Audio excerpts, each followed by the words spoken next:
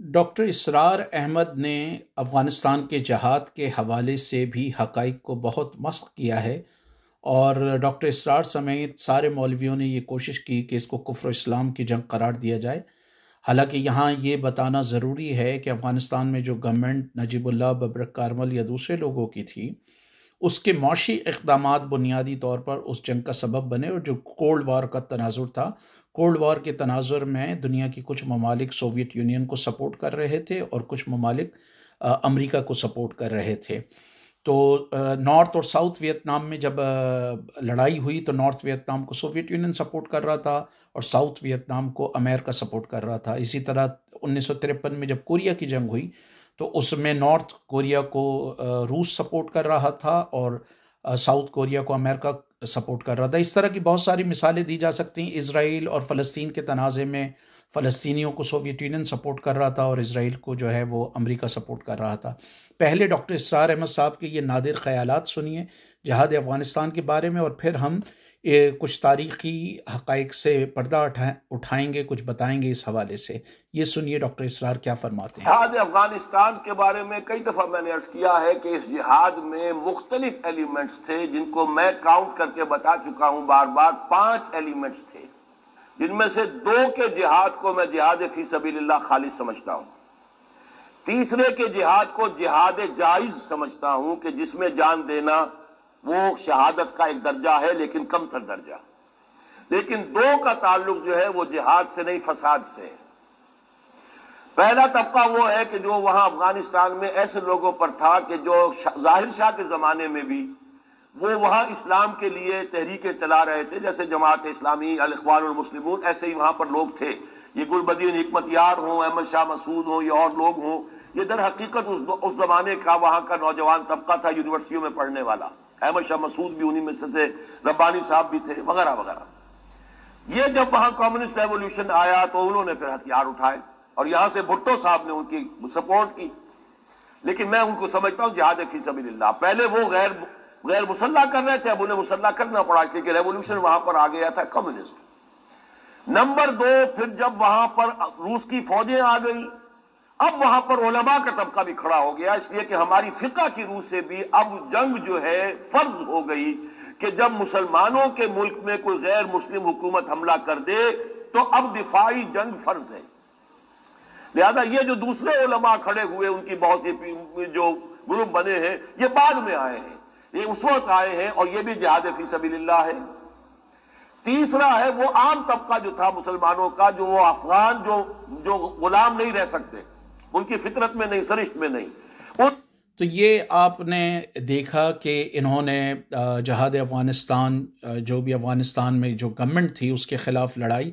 बुनियादी तौर पे बहुत सारे मुहक्किकीन ये कहते हैं कि अफ़गानिस्तान में जो लड़ाई हुई उसकी असल वजह वहाँ लैंड रिफॉर्म्स थी और 79 के बाद आने वाली हुकूमतों ने वहाँ 12-12, 14-14 साल की छोटी बच्चियों की कम उम्री की शादी पर पाबंदी लगाने की कोशिश की, सूद पर पाबंदी लगाने की कोशिश की।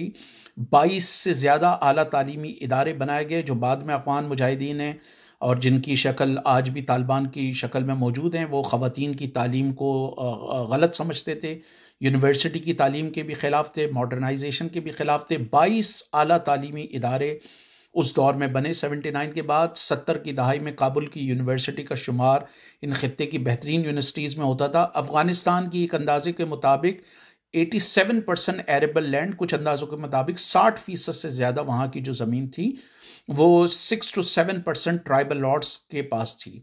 जब वहाँ हुकूमत ने उस ज़मीन को किसानों में तकसीम करने की कोशिश की, उस वक्त वहाँ पर जो है ये मामला शुरू हुआ।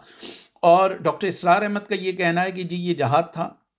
अमेरिका के सेक्रेटरी, एक सीनियर सेक्रेटरी रहे हैं, सेक्रेटरी ऑफ स्टेट बर्जेंस्की, उन्होंने ला मोन जो फ्रांस का अखबार है उसको इंटरव्यू देते हुए कहा, जब उनसे ये पूछा गया कि जिन अफ़गान मुजाहिदीन को और इंटरनेशनल जहादियों को आपने तरबियत दी थी तो वही बाद में अलकायदा बने और अमेरिका पे हमला किया, तो आपको इस बात पे कोई अफसोस नहीं? उन्होंने कहा किस बात का अफसोस, हमने तो उनको रूस के अफ़गानिस्तान में दाखिल होने से 6 महीने पहले ट्रेनिंग देना शुरू कर दी थी, क्योंकि हम चाहते थे कि रूस वहाँ पर मुदाखलत करे और हम वियतनाम का बदला लें।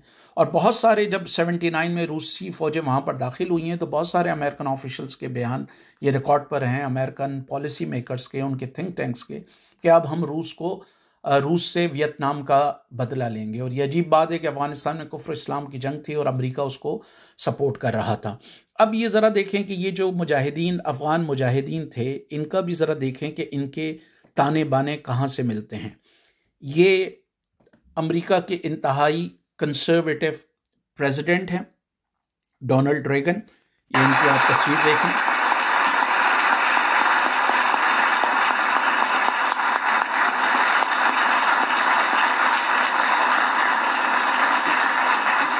और जिहाद अफगानिस्तान के हवाले से उनके नादिर ख़यालात भी अभी आप सुन लेंगे। Real pleasure, a great deal of pleasure, to introduce the next speaker. She's a young lady who now lives in the West Coast. She was in Afghanistan about 2 years ago, together with a group of her schoolmates. They were attacked by the forces, including the Soviet forces. Some of her schoolmates were killed, and she has agreed to come from the West Coast today to take part in these ceremonies. She's asked that we not use her last name because her family is still in Afghanistan, and so I will follow her instructions, and Mr. President, introduce to you and this audience Nahid.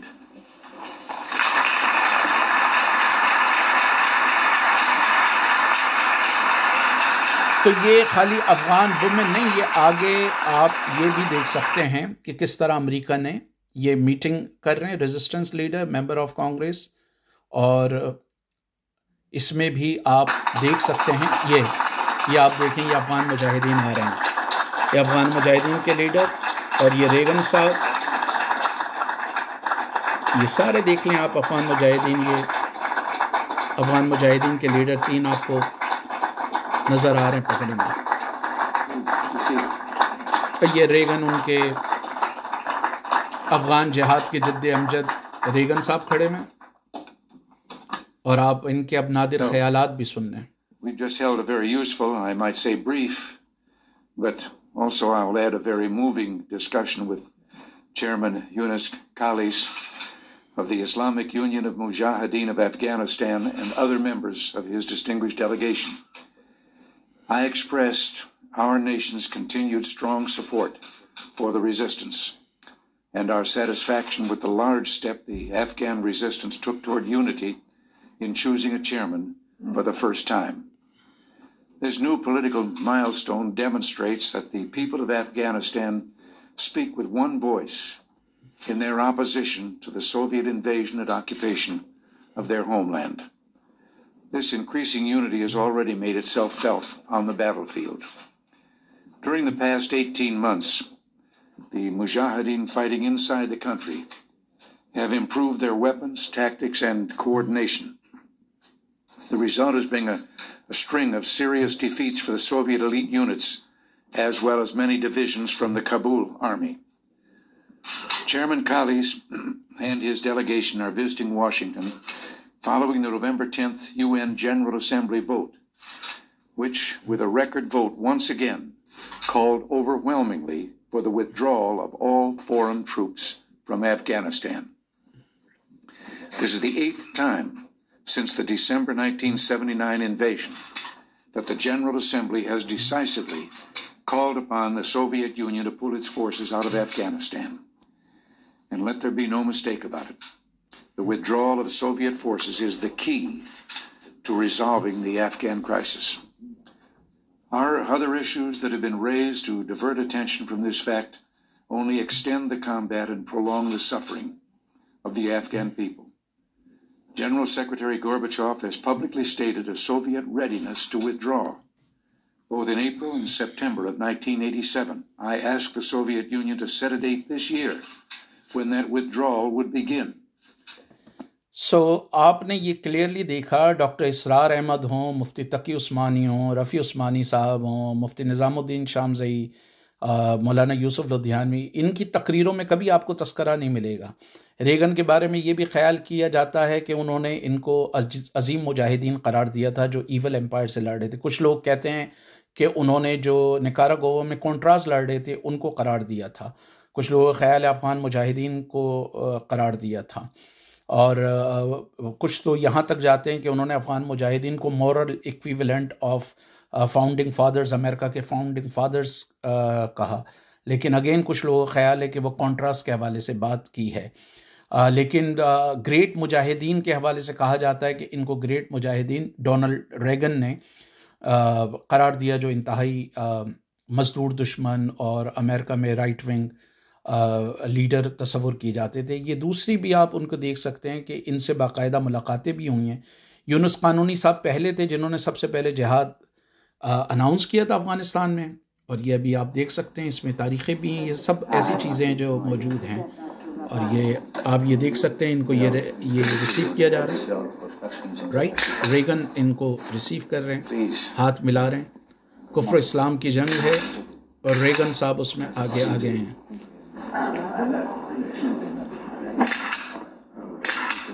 Mr. Galan and Mr. Israr.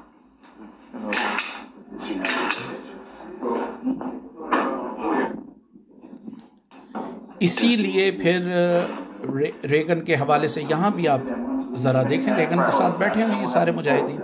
लेकिन कभी doctor इसरार की आप हज़ारों video देखें, कम अज़ कम मेरी इल्म में नहीं है, और ये मुफ्ती निज़ामुद्दीन शामज़ई, तकी उस्मानी साहब, रफ़ी उस्मानी साहब, दूसरे लोग, इनके आप वीडियोस देखें, कभी ये तस्करा नहीं करेंगे कि अमरीकी सदर रेगन ने इनको भी सपोर्ट किया, और अफ़गान जिहाद के जो पाकिस्तानी जद्द अमजद थे जनरल ज़ियाउल हक, उनको भी देख सकते हैं कि आप, उनको भी ये सपोर्ट किया। ज़िया साहब को जो वहाँ पे प्रोटोकॉल मिला 80 में, ये जनरल ज़िया साहब का भी आप देख सकते हैं कि किस तरह The President of the United States and Mrs. Reagan.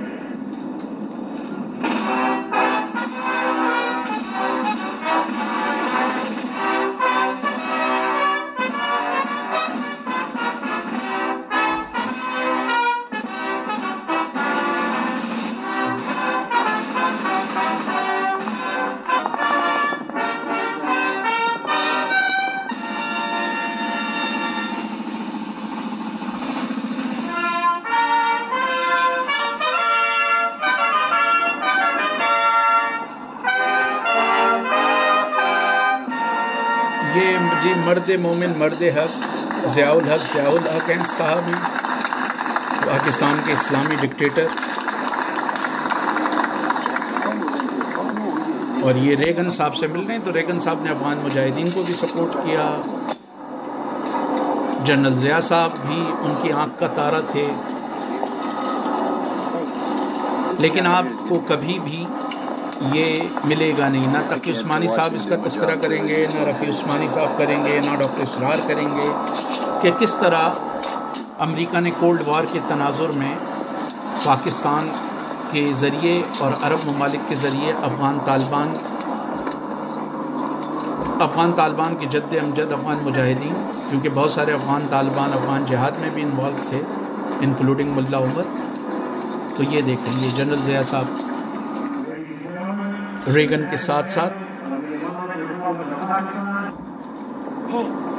अब खाली ये सिर्फ एक बात नहीं है, एक मगरबी सदर नहीं है जिसने इनकी अफ़गान मुजाहिदीन की मदद नहीं की हो। बेसिकली कोल्ड वार का तनाजुर है। तो सच्चाई ये है कि आप इसको अमरीकी तनाजुर में बताएं, आप इसको सियासी उसमें बताएं कि भाई पूरी दुनिया में लड़ाई हो रही थी, एक सोवियत कैंप था, एक अमेरिकन कैंप था। अमेरिकन कैंप जो है वो मुजाहिदीन को सपोर्ट कर रहा था, जो भी रूस के ख़िलाफ़ थे उनको सपोर्ट कर रहा था, चाहे वो साउथ कोरिया हो, साउथ वियतनाम हो, अफ़गान मुजाहिदीन हो, और इसी तरह वहाँ पर निकारागुआ और दूसरे ममालिक में लैटिन अमेरिका में जगह जगह वो सपोर्ट कर रहे थे। और ये सिर्फ खाली इन्होंने सपोर्ट नहीं किया, अभी ये मैं आपको दिखाता हूँ कि मार्गरेट थैचर ने भी उस दौरान यहाँ का विज़िट किया पाकिस्तान का, और ये आप देख सकते हैं, ये मार्गरेट थैचर भी जनरल ज़िया के साथ हैं और ये सारे मुजाहिदीन हैं। तो ये मैं आपको वो भी दिखाता हूँ, आप ये ज़रा मार्गरेट थैचर का भी देखें। ये डॉक्टर इसरार अहमद एक बार फिर, लेकिन ये ज़रा मार्गरेट थैचर का भी देख लें। ये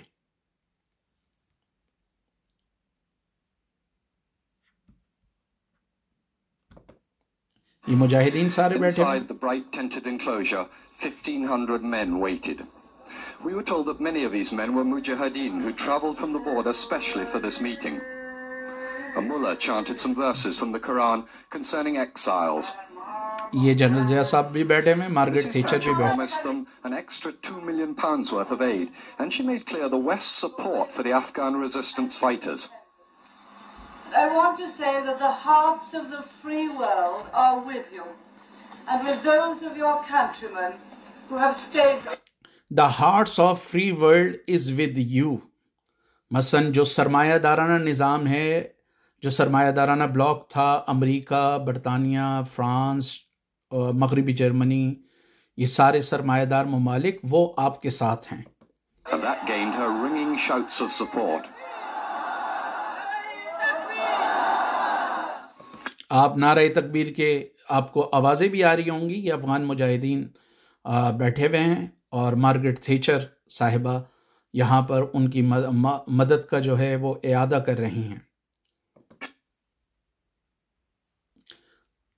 तो इसमें आप बुनियादी तौर पे ये देख सकते हैं कि चाहे वो मार्गरेट थैचर हों, हो सकता हो अगर आप बर्जेंस्की अमेरिकन सेक्रेटरी अगर आप करें, CIA,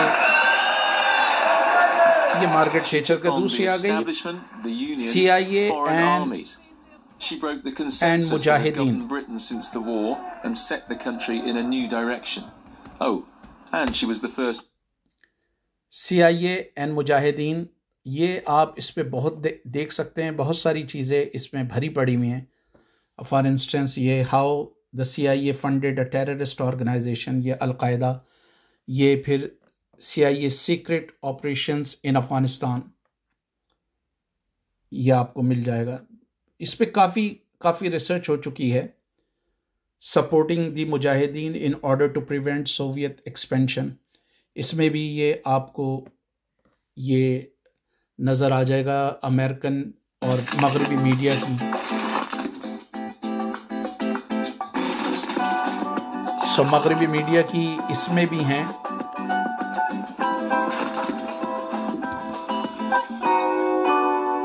अभी आप ये भी ज़रा मुलाहिज़ा फरमाएं। Cold war, Soviet Union felt like they were very much more powerful in the 70s because of our failure in Vietnam and the conversion of many countries to communism, and so they felt like they were on the march, they were on the move.